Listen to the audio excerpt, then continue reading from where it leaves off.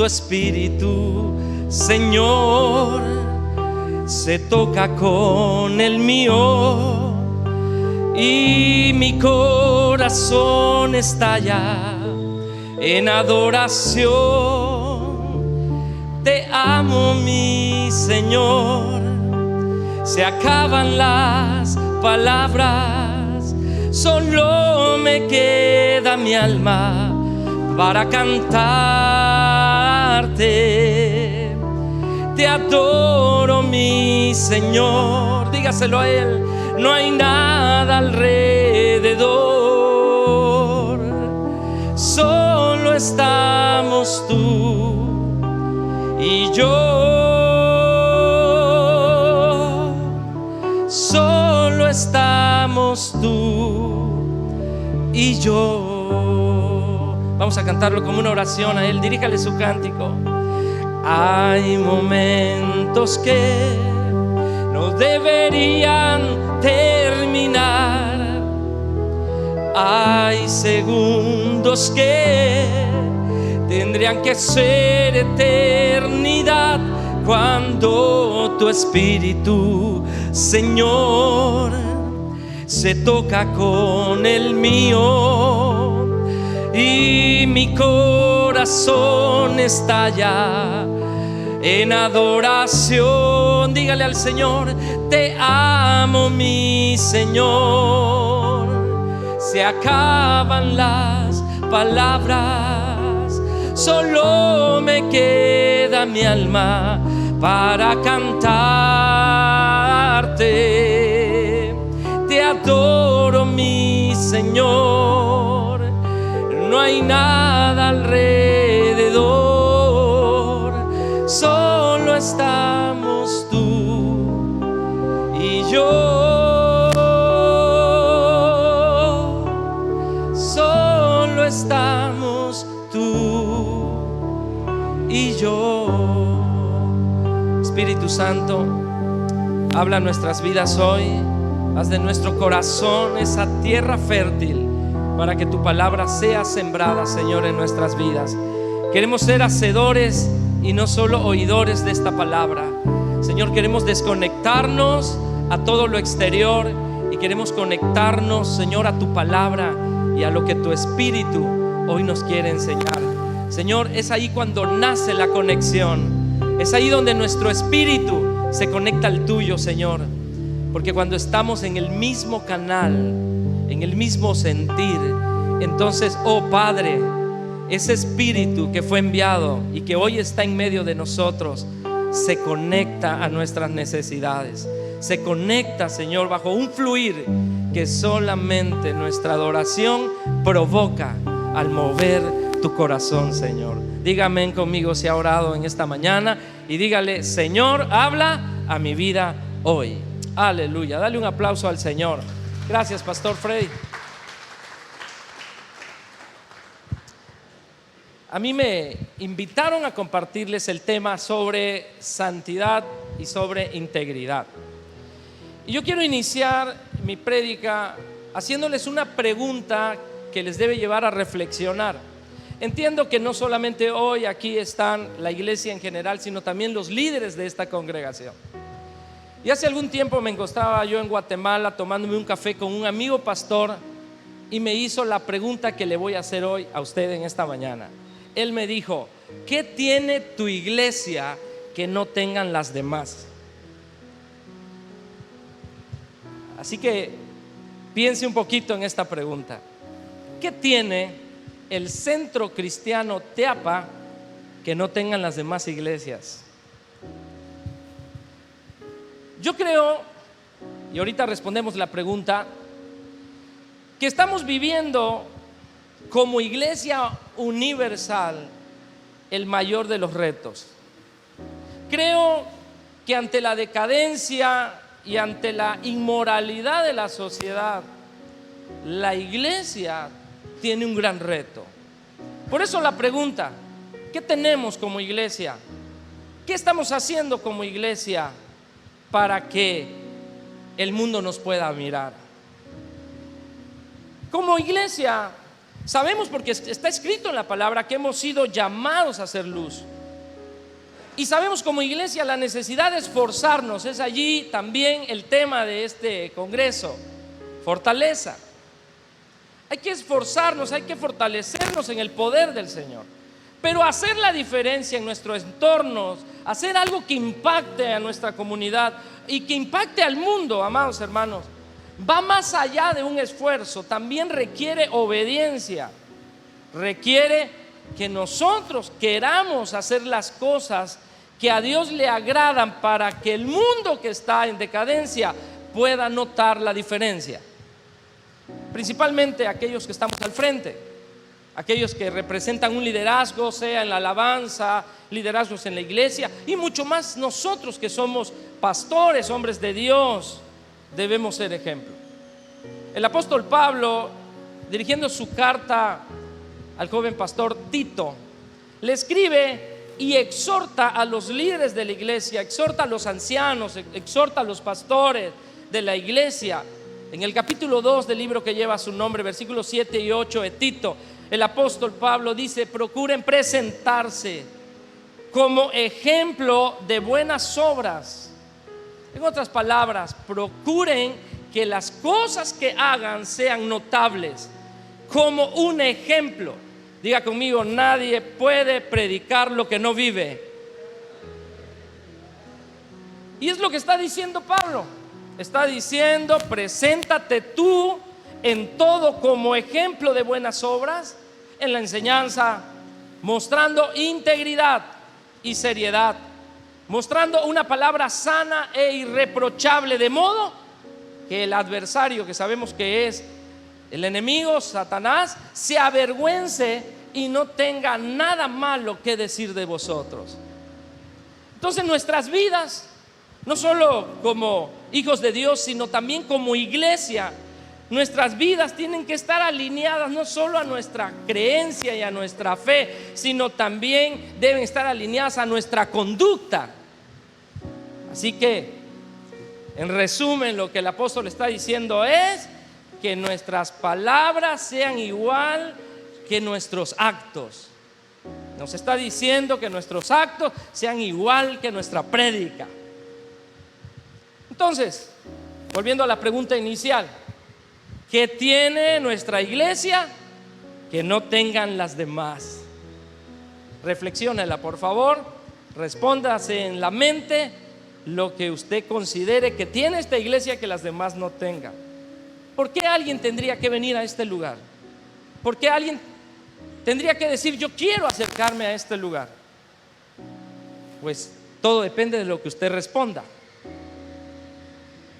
Yo creo, amados hermanos, que lo que debe tener toda congregación,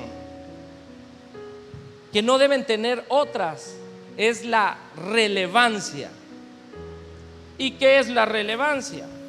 La excelencia. ¿Qué es la relevancia? Es la notabilidad.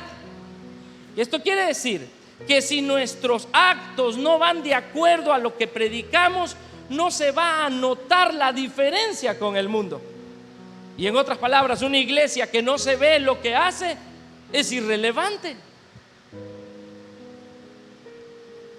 Y hoy en día el anhelo de toda congregación es que el mundo sepa que en este lugar no solo se predica un evangelio de poder, sino también un evangelio de liberación, un evangelio de cambio de vidas y un evangelio poderoso, amados. Pero si la iglesia está pasando irrelevante, entonces nos hace falta mucho que hacer. Por eso traigo este tema que el Señor me ha dado para ustedes, que he titulado: la integridad y la santidad es la relevancia de la iglesia actual. Por favor, apréndaselo. La integridad y la santidad es la relevancia de la iglesia actual. ¿Y por qué? ¿Por qué debe ser la integridad y la santidad la relevancia? Bueno, porque la santidad y la integridad están desafiando la maldad actual. Es ir en contra de lo que el mundo está enseñando. Ese es el principal desafío. vivir bajo la integridad de Dios y no bajo la corriente del mundo. Ese es el primer desafío: comprender que los corruptos que se están viendo favorecidos, aunque se les vea favorecidos, no es la razón ni la verdad. Porque a veces podemos nosotros creer que el hombre que está siendo prosperado, el hombre que le está yendo bien, pero al mismo tiempo los miramos que son hombres no íntegros y nos preguntamos por qué a ellos les va bien y a nosotros no. ¿Cómo es entonces que la santidad y la integridad se van a convertir en la relevancia de la iglesia? Pues sí, porque aunque la palabra de Dios dice que no hay justo uno solo, pero sabemos que Jesús sí es justo y sí es perfecto. Nosotros no vamos a caminar bajo una santidad o una integridad humana, sino que nosotros sabemos que fue Jesús aquel que, siendo divino, dice la palabra, no escatimó ser Dios, sino que vino a esta tierra, se vistió de carne, se hizo de huesos y vivió en esta tierra una vida justa para que tú y yo hoy pudiésemos declararnos también, como dice la palabra, por medio de su muerte en la cruz y por medio de su resurrección, y al habernos reconciliado con su Padre, tú y yo hoy nos declaramos santos. Y dice la palabra: sed santos porque yo soy santo, dice el Señor. Es por fe entonces que tú y yo somos declarados santos, no por obras, pero sí es por fe que somos declarados santos. Y esa es la mayor y más grande obra de Jesús en la vida del hombre. Nos reconcilió en primer lugar y nos hizo aceptos con el Padre Celestial.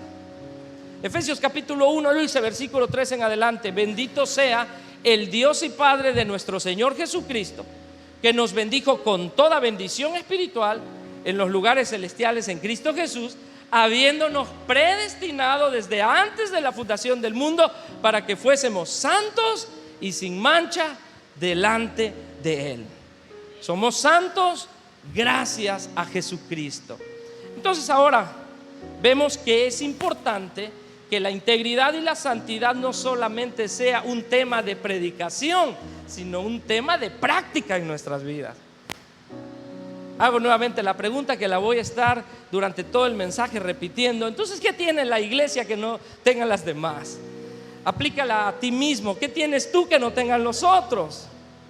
Bueno, una persona santa no quiere decir que sea perfecta. Una persona santa significa que quiere vivir consagrada a Dios. Una persona santa significa que quiere apartarse del mal, que quiere alejarse del pecado y que quiere entregarse de tiempo completo a servir y amar a Dios. A mí me toca moverme en una atmósfera muy corrompida. Tengo compañeros en el trabajo que no son muy buenos y ojalá que no me estén escuchando, ¿verdad? Pero quizá que se portan un poquito mal. Y de repente la atmósfera del medio donde tú te desenvuelves puede ser poderosa como para influenciarte. A lo mejor en el colegio, en el trabajo, a lo mejor allí en la misma colonia. ¿Cuántos creyentes, hijos de Dios, se mimetizan? ¿Qué es mimetizar? La palabra mimetismo es un atributo que se le da a los animales que imitan. Por ejemplo, los loros no saben hablar, pero mimetizan cuando escuchan al hombre y se lo aprenden.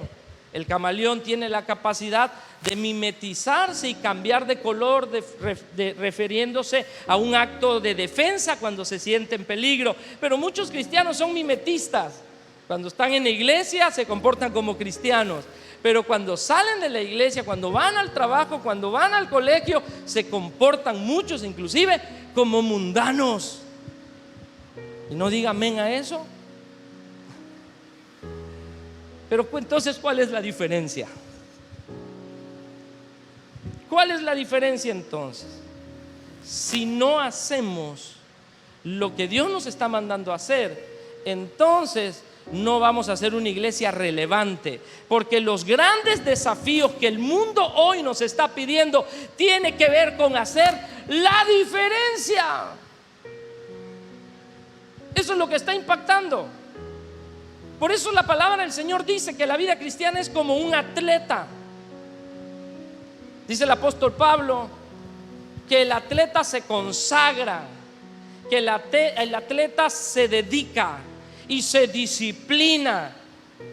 El atleta dice no a los desvelos, dice no a la mala alimentación, dice no a la pereza. Cuando tiene que entrenar, se tiene que despertar y decir: tengo que hacerlo. El atleta entonces también evita los juegos extremos que ponen en atentado su integridad física. Un futbolista de primera división no lo vas a ver jugando en la calle una cascarita. ¿Por qué? Porque sabe que eso puede poner en peligro su carrera profesional.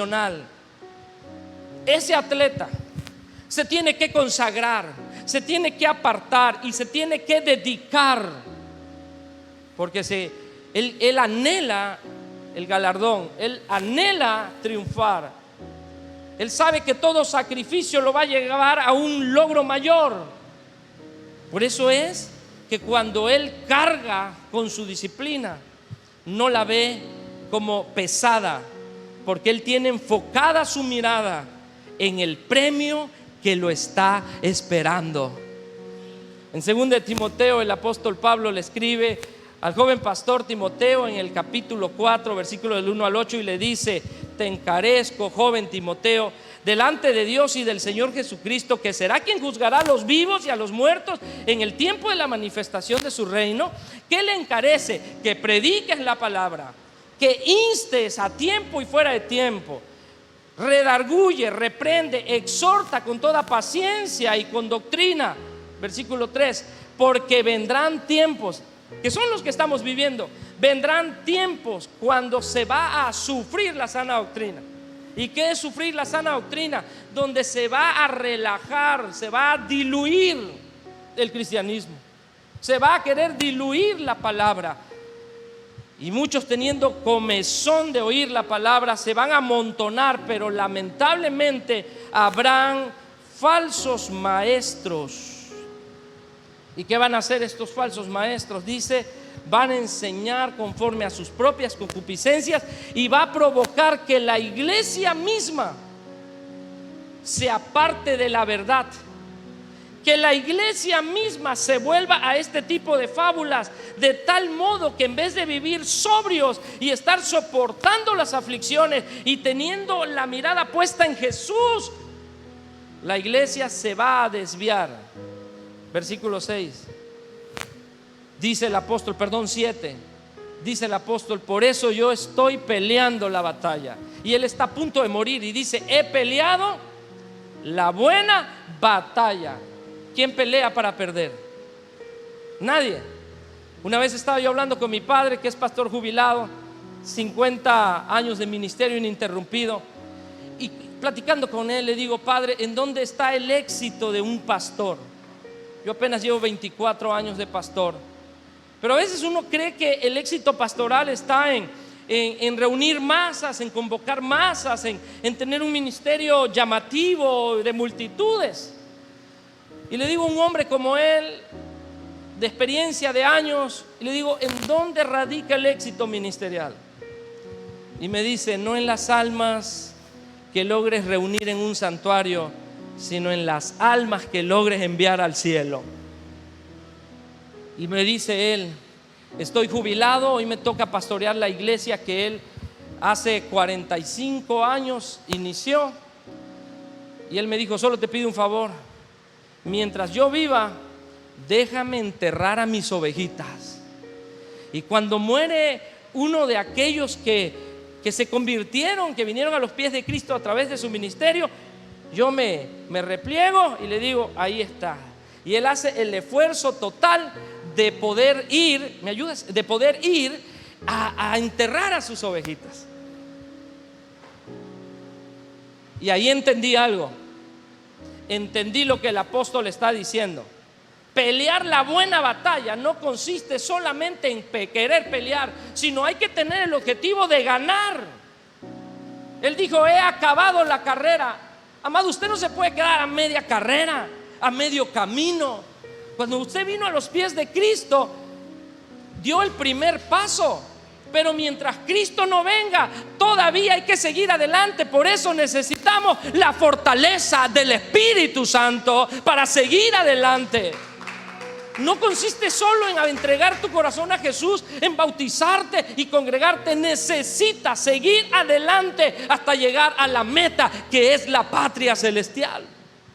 Por eso el apóstol dice: he peleado la buena batalla, he acabado la carrera, he guardado la fe. Por lo demás, me está guardada la corona de justicia.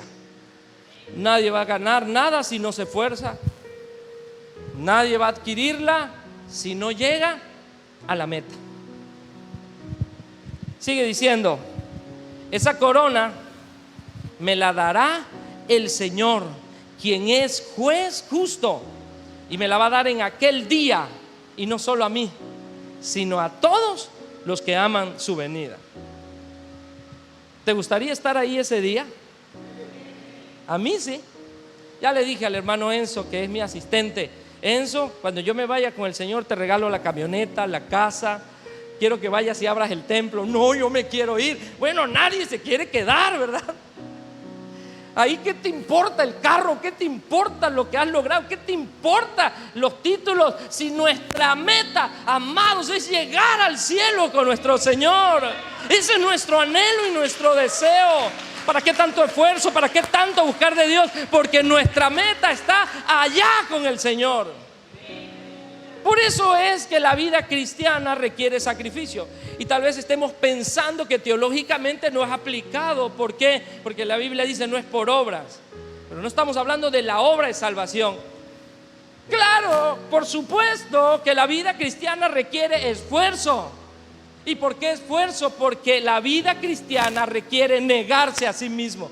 Jesús dijo: alguien quiere venir en pos de mí, tome su cruz, niéguese a sí mismo y tome su cruz. Tomar la cruz significa morir a nosotros. Seguir a Jesús significa negarnos a nosotros. Seguir a Jesús significa sacrificio. ¿Recuerdan al joven rico? El joven rico se acerca a Jesús y le dice: maestro, ¿qué debo hacer para obtener la vida eterna?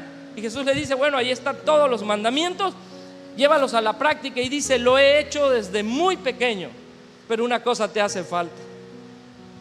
Deshazte de todo lo que tienes, véndelo y me sigues. Y dice la palabra de manera categórica que el joven se fue muy triste. ¿Por qué? Porque era muy rico. El problema no es el dinero. El problema, ¿qué es lo que te impide seguir a Jesús?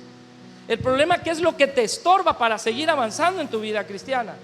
Entonces, como cristiano, lo primero que debemos enfocarnos nosotros es en nuestra consagración, en buscar nuestra santidad, en buscar ser íntegros en todos nuestros caminos, porque primero hay que agradar a Dios para que el Señor también nos pueda seguir bendiciendo en esta tierra.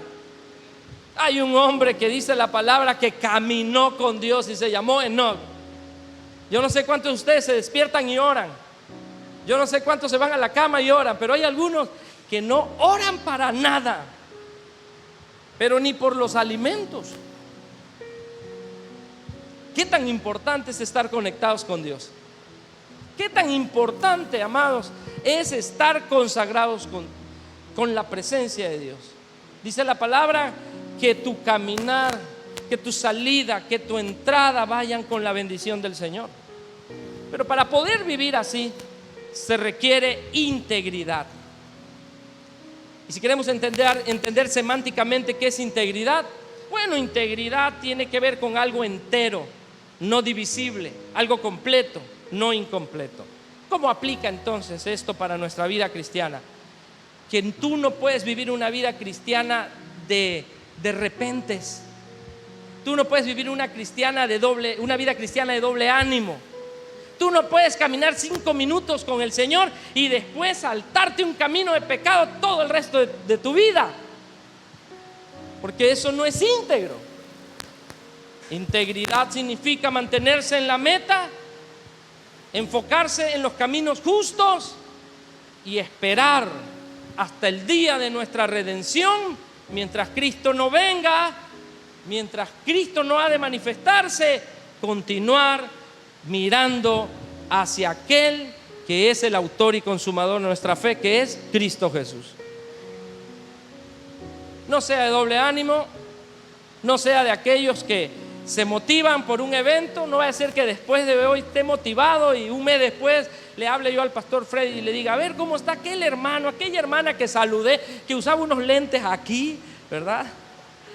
¿Cómo está aquella hermana que me recibió, el hermano que me invitó a un café? Y no me vaya a decir el pastor Freddy: no, hermano, ya no está. Y voy a decir: ¿qué pasó? Se desanimó. Y eso no es íntegro. Nosotros tenemos que permanecer dentro de la palabra del Señor en conducta y en acción. Por eso dije que la santidad y la integridad nos hacen una iglesia relevante, porque el mundo lo nota, se da cuenta. Así que ser una iglesia no solamente que predique integridad y santidad, sino también una iglesia que viva en integridad y que viva en santidad. Eso hace relevante al mundo. En segundo lugar, ¿por qué esta conducta nos hace relevantes como iglesia? Porque todo lo que es diferente inspira a cambiar. Dígame si no es cierto que cuando todo se repite y es lo mismo y lo mismo, de repente empieza a aburrir. Cuando la iglesia vive en santidad e integridad, empieza a hacer contraste a lo que los estándares actuales dicen que debe ser la iglesia. Te doy un ejemplo. Los estándares actuales dicen que la iglesia se debe inclinar hacia lo moderno y tratar de parecerse más al mundo y relajarse para atraer a los pecadores. Eso es lo que dice el mundo. Tengo 2 años hablando con mi congregación diciéndoles: amados, jamás me voy a prestar para bendecir o para casar matrimonios igualitarios. Y creí que nunca iba a llegar, pero la semana pasada llegó la primera pareja. La iglesia actual, y lo estamos viendo en todo el mundo, dice: no pasa nada, Dios es amor, hay que incluirlo, inclusión. Vamos, hay que permitirlo porque ellos también necesitan de Dios.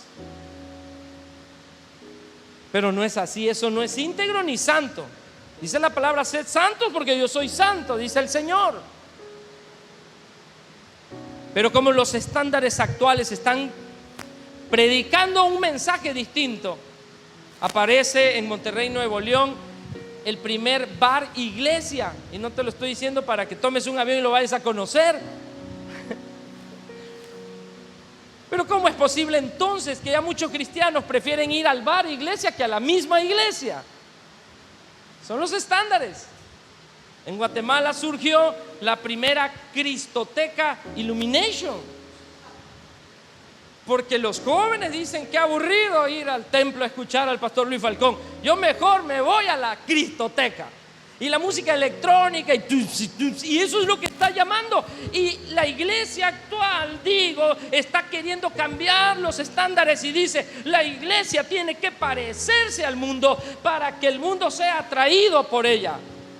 Pero yo creo algo diferente. La iglesia debe ser un lugar diferente para el mundo y no debe parecerse al mundo, pues Dios mismo dice que debemos ser luz y hacer la diferencia para hacernos notar al mundo que está en oscuridad. Dice el apóstol Pablo en 1 Corintios capítulo 2: el hombre natural no percibe las cosas que son del Espíritu. ¿Por qué? Porque para él son locuras, no las puede entender, porque lo espiritual se tiene que discernir espiritualmente. Entonces, ¿cómo es que la iglesia ahora está queriendo ir hacia el mundo? En vez de querer que el mundo venga hacia nosotros, nos queremos hacer como el mundo, y eso no habla de santidad ni habla de integridad. Por eso el tema es la integridad y la santidad, la relevancia de la iglesia actual. Esa diferencia es exactamente lo que el mundo necesita. Esa diferencia es lo que el hombre necesita.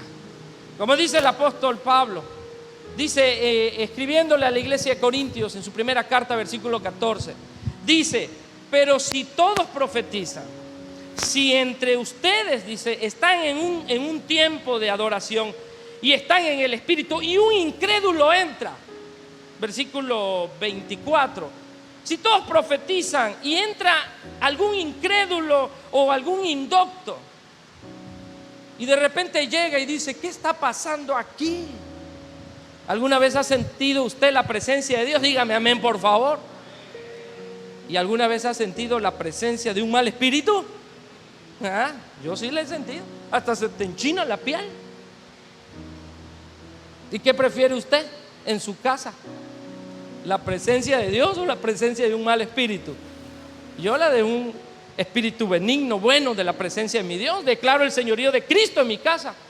Hace como 15 días, a las 2 de la mañana, en Macuspana, su casa, llegó un endemoniadito, ¿verdad? Una persona poseída. Me tocó el timbre, ¿no es cierto? Se paró ahí y empezó a gritar: Pastor Luis. Le digo a mi esposa: atiéndelo tú.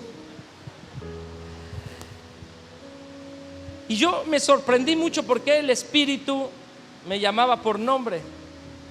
Sabía dónde estaba, sabía a quién estaba llamando.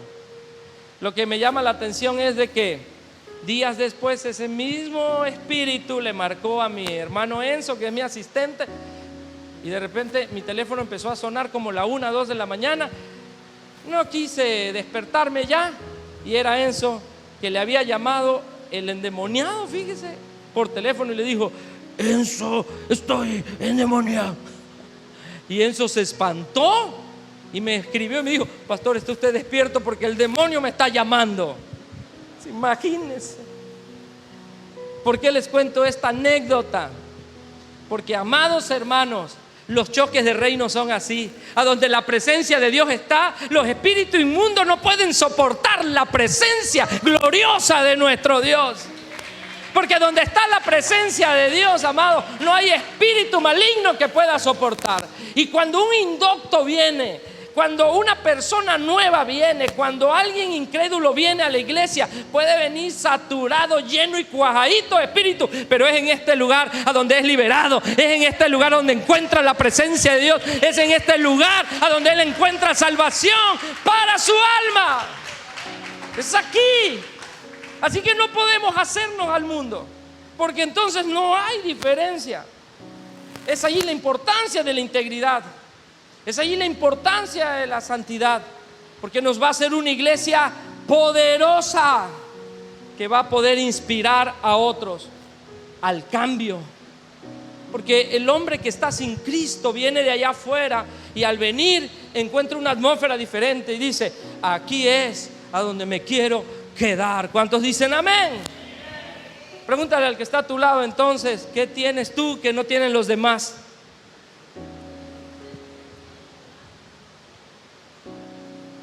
Debemos tener relevancia, hacer algo que los otros no estén haciendo para poder marcar a nuestro entorno.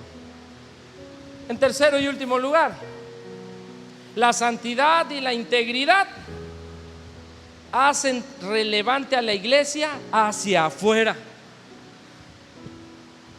A donde llega una congregación, todo cambia.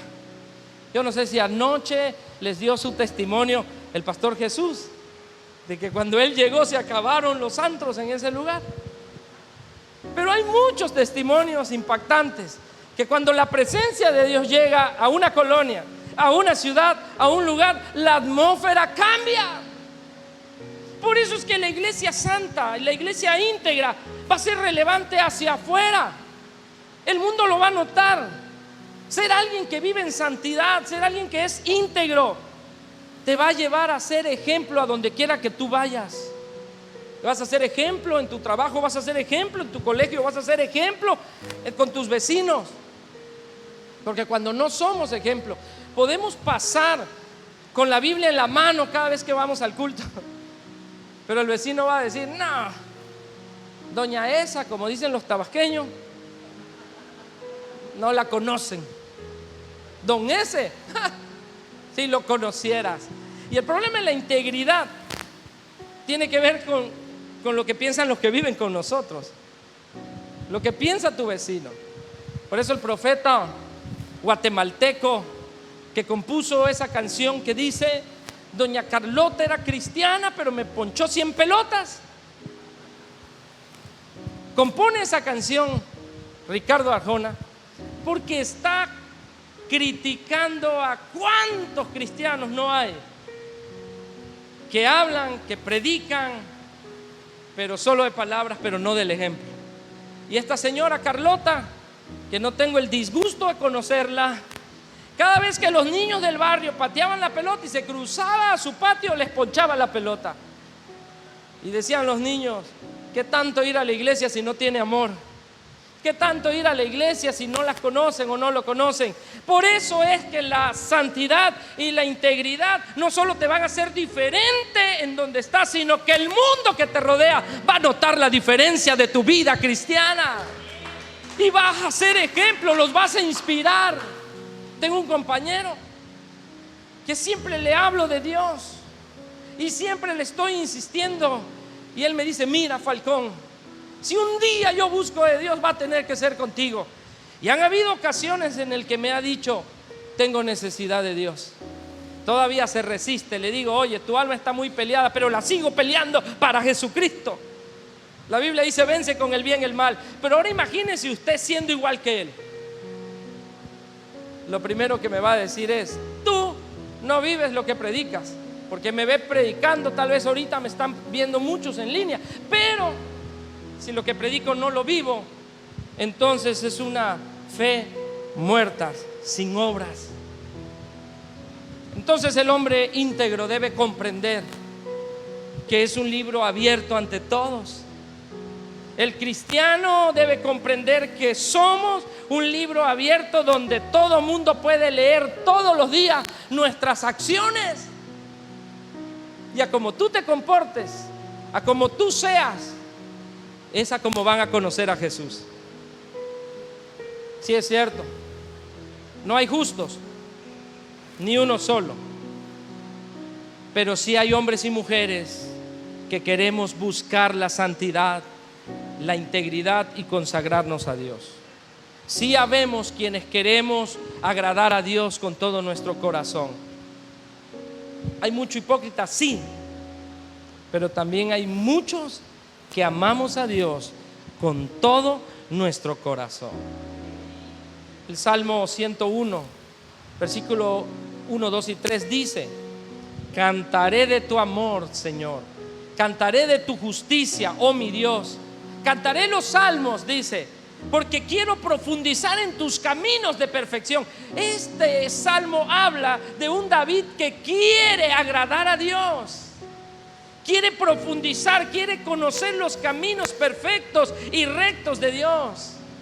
Y hace una pregunta retórica: ¿cuántos me visitarán cuando lleguen a mi casa y descubran que quiero conducirme en mi propia casa con integridad de corazón? ¡Qué profundidad! ¿Sabes quiénes son los que mejor te conocen? Los que viven contigo. Los seres humanos nos movemos en 4 cuadrantes. El primer cuadrante es el cuadrante abierto. Y el cuadrante abierto es lo que el mundo sabe de ti, lo que la gente sabe de ti. Hay gente que dice: yo lo conozco, yo la conozco a la señora. ¿Cómo no? Sí, yo tengo amistad con él. Hace rato platicaba con uno de los muchachos de la alabanza y coincidimos con algunos amigos que en común nos conocemos, pero ese es un cuadrante abierto. El otro cuadrante es el cuadrante cerrado. ¿Y cuál es el cuadrante cerrado? Lo que la gente no sabe de ti, pero tú sí sabes de ti. Tal vez usted diga: yo conozco al hermano, pero conoce el cuadrante abierto, pero usted no sabe qué me gusta comer, usted no sabe si me gusta dormir, si soy flojo, si no soy flojo, si soy trabajador o no. porque aquí me veo de una manera en el cuadrante abierto, pero el hecho que usted conozca un poquito de mi cuadrante cerrado, va a saber cómo soy en realidad. Pero hay un tercer cuadrante, y digo, el cuadrante cerrado es aquel que conoce la gente que vive contigo. Y dicen: ay, tata, si tú conocieras a mi mamá, ¿cómo es? Si tú conocieras al pastor. Pero hay ese cuadrante cerrado es solo los que viven contigo. Pero el tercer cuadrante se llama cuadrante oscuro. Y el cuadrante oscuro es lo que no sabe el mundo, lo que no saben los que viven contigo, pero tú lo guardas en secreto. La mayoría de la gente tiene contraseña en su celular, y cuando se mueran, se va a morir el teléfono con ellos. Ese es un cuadrante oscuro. No saben lo que ven, no saben qué escriben, no saben lo que ocultan ahí. Es oscuro. Pero hay un cuadrante oculto que es el cuarto. Se los voy a recapitular. Cuadrante abierto, lo que el mundo sabe de ti. Cuadrante cerrado, lo que el mundo no sabe de ti, pero tú sí sabes de ti, y es a cómo vives en tu secreto. El cuadrante 3 es el cuadrante oscuro, el que nadie sabe, pero tú sí lo tienes en secretito, está oscurito ahí. Pero hay un cuadrante que es el cuadrante oculto. Es aquel cuadrante donde ni el mundo, ni los que viven contigo, y ni tú mismo sabes de ti. ¿Y cómo es este cuadrante oculto? No sé si de repente usted se entera y dices: ya viste en las noticias que fulano de tal mató a uno, que fulano de tal hizo esto. Y dice: no lo puedo creer, tan buena persona que parecía. Hay gente que ni siquiera sabía que era asesina, porque había algo oculto que un día despertó. ¿Qué está diciendo el salmista? Oh Señor, yo quiero triunfar en los caminos de perfección, para que cuando alguien me visite en mi casa, puedan ver que mi conducir en mi propia casa es íntegro, tal cual es mi corazón, amados. Este hombre se comportaba de la misma manera afuera y adentro de su casa, donde lo miraban y donde no lo miran. Entonces pregunto: ¿podemos ser íntegros? Amén. Claro que podemos ser íntegros en casa, en el trabajo, en el colegio, donde quiera que vayamos. Porque quien nos hace íntegros es el temor a Dios. Y termino el mensaje con la pregunta del inicio: ¿qué tiene mi iglesia que no tengan las demás? La respuesta es relevancia. Y te voy a contar dos testimonios, uno penoso y el otro testimonio bonito. El penoso es que me invitan a predicar a Comalcalco. No voy a decir nombre, no voy a decir lugar exacto, pero llegué temprano. A mí me gusta llegar temprano a los lugares donde me invitan. Me gusta acercarme a los hermanos, convivir lo más que se pueda. Y ese día llegué muy temprano. El templo estaba cerrado. Y recuerdo que acudí a la casa del pastor. Qué bueno que no me pasó con usted, pastor Freddy. Pero fui a la casa del pastor y le dije: aquí estoy, el culto. No, todavía falta, me dice. Falta como una hora. Le digo: pues ya estoy aquí.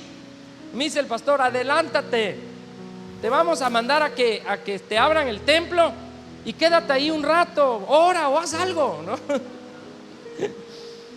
Y sí, fui, llegué, estaba solitario todo, me puse a orar ahí en el altar un momento, pero dejé mi portafolio, dejé mi Biblia y todo en una silla adelante.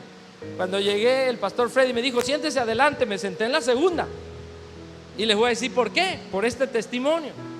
Me siento en la de adelante y resulta que a medida que iban llegando los hermanos, como yo estaba orando en el altar, llegó una hermana y se agarró mi lugar. Cuando escucho que el hermano toma el micrófono y dice: hermanos, Dios les bendiga, vamos a dar inicio a nuestro culto, yo dije: bueno, ya voy a irme parando. Me despedí del Señor porque estaba yo orando, y cuando me pongo en pie, ya estaban ellos orando y después cantando, y yo acudí al lugar ahí adelante y me paré al ladito de la hermana que ya estaba ocupando mi lugar. Y todavía me dice el pastor desde arriba: ven para acá. Y le digo: aquí estoy bien. Cuando llega el momento de darme lugar para predicar, el pastor dice: bueno, iglesia, hoy tenemos la visita de un pastor muy guapo de Macuspana, dijo, ¿verdad? Y entonces, cuando me presentan, la hermana me voltea a ver y me dice: hermano, perdóneme, quítate de aquí, le digo. No le dije así, nada más le dije: a ver, hermana, por favor. Y me subí. ¿Por qué? Porque ella decía que ese era su lugar.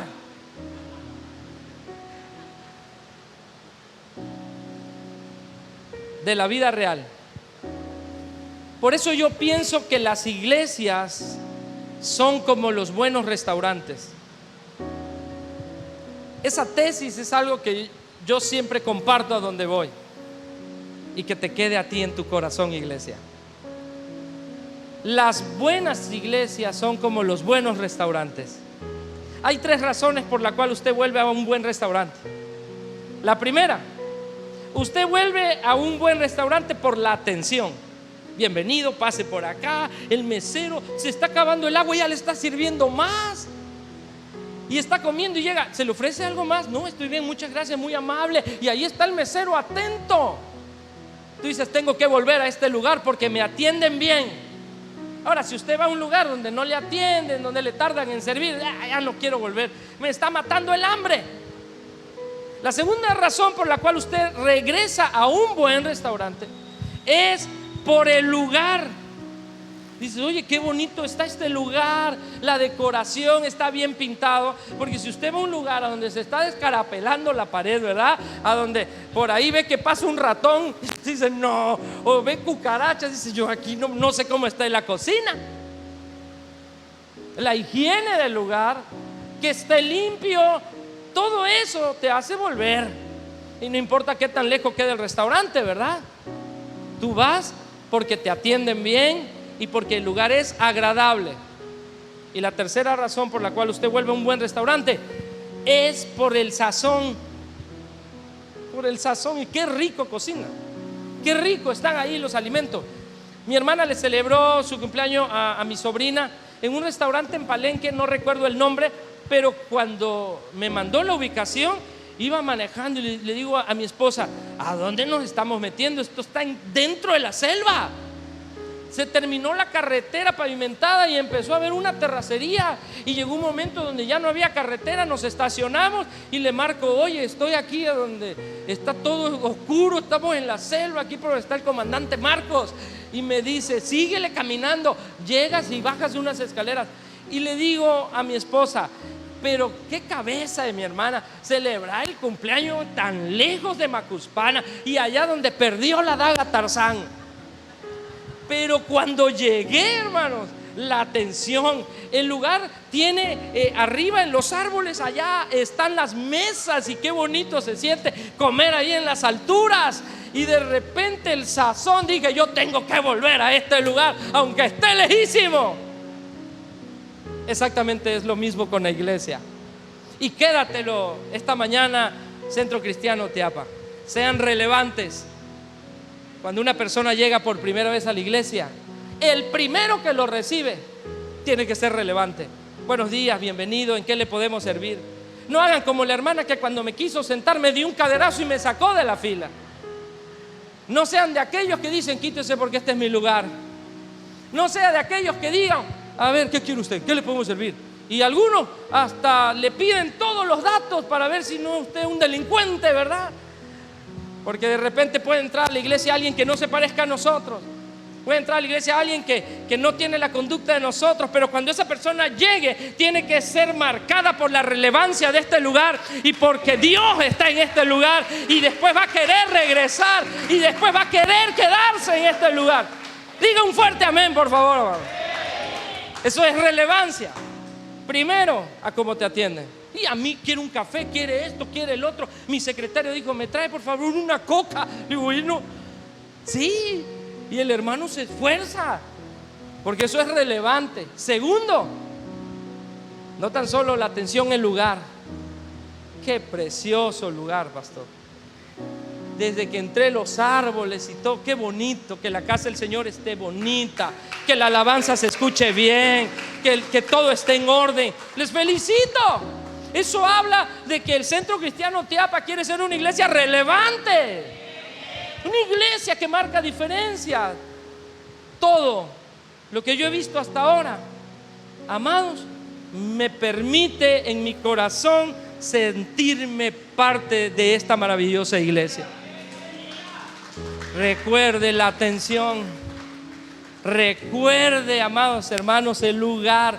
Cédale su silla de vez en cuando a alguien, concédale a alguien que ocupe su lugar, porque eso habla muy bien de nosotros.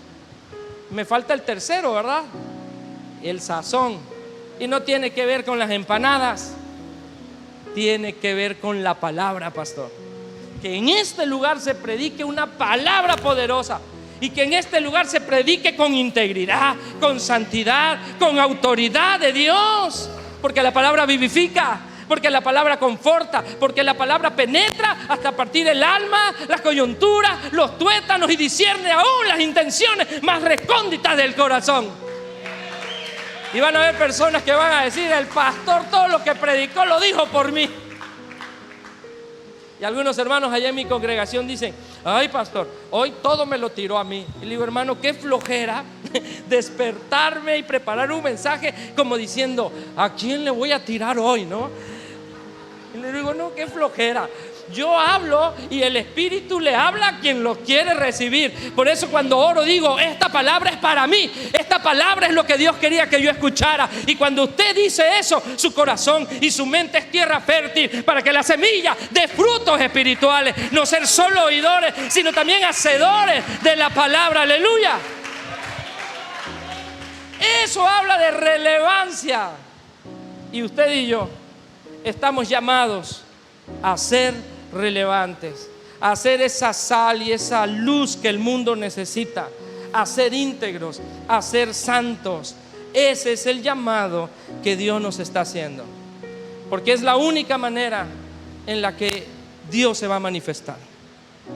Es la única forma en la que Dios va a traer el avivamiento que tanto anhelamos. Anhelamos el avivamiento para Tabasco, anhelamos el avivamiento para Teapa, anhelamos el avivamiento para nuestra familia. Sí, pero la única forma de lograrlo es cambiando estereotipos, es cambiando las cosas, siendo relevantes, revolucionarios, cambiando la cultura, cambiando la conducta y comprendiendo que el único que tiene el poder para desencadenar un avivamiento y para desencadenar un cambio poderoso es el que está en los cielos por medio del poder de su Espíritu Santo. Solo Dios puede revivir la iglesia. Solo Dios puede cambiar un alma. Solo Dios puede hacer que un hombre que está esclavizado en cualquier tipo de vicio sea rescatado de ese mal. Solo Dios y el poder de su salvación por medio de Jesucristo. Solo Él. Pero tenemos que volver al Señor. Y tenemos que buscar la integridad. Y tenemos que buscar la santidad. Tenemos que buscar su rostro.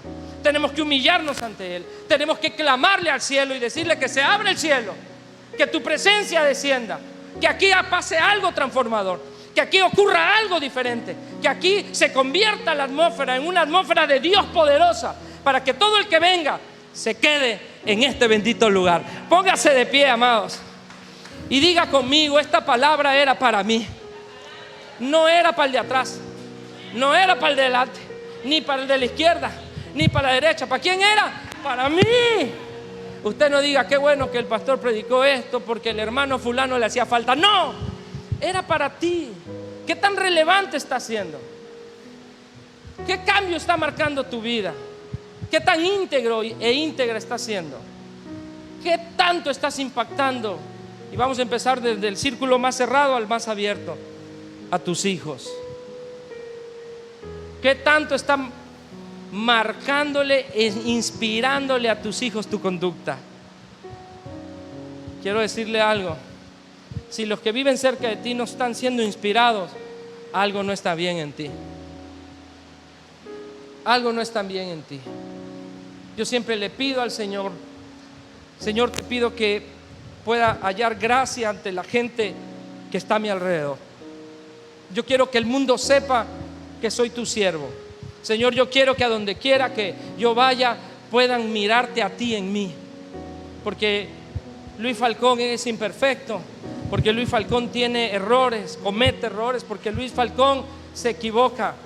Pero cuando pongo por delante a Jesús, podemos decir con la autoridad que Pablo dijo: sean imitadores de mí como yo de Cristo, porque el mundo empezará a mirar a Jesús en tu vida. Tus hijos empezarán a mirar a Jesús en tu vida. Y ve abriendo el círculo. Tu esposa, tu esposo, tus familiares, en tu trabajo, tus vecinos. Y a medida que usted sea un hombre y una mujer íntegra, una mujer y un hombre santo, el mundo lo va a notar, porque los hijos de Dios se distinguen y son relevantes. ¿Ha dado cuenta usted en algún momento de alguien que es creyente y usted no lo sabía? Una vez iba yo sentado en un ADO y yo me quedé mirando a la persona de al lado mío y le dije: usted es cristiano. ¿Cómo lo sabe? Lo veo en su rostro. Los cristianos nos notamos hasta cómo hablamos. Cuando tú llegas a un lugar lo notan que eres un hijo de Dios. Pero cuando no hay integridad, nadie se da cuenta que eres hijo de Dios. Y de repente te ven: ay, mira dónde estás. ¿Saben cómo conocí a mi esposa? Y un día: pastor, ya me estoy autoinvitando, invíteme a dar ese testimonio para los jóvenes.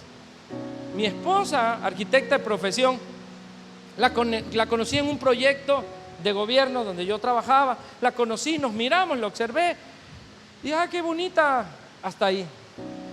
Yo era el responsable de ese proyecto, convivíamos de manera profesional, teníamos apenas 4 o 5 días de conocernos, pero me voy a predicar a un campamento de jóvenes y estoy predicando en el campamento cuando la veo ahí estaba, y ella se quedó así como que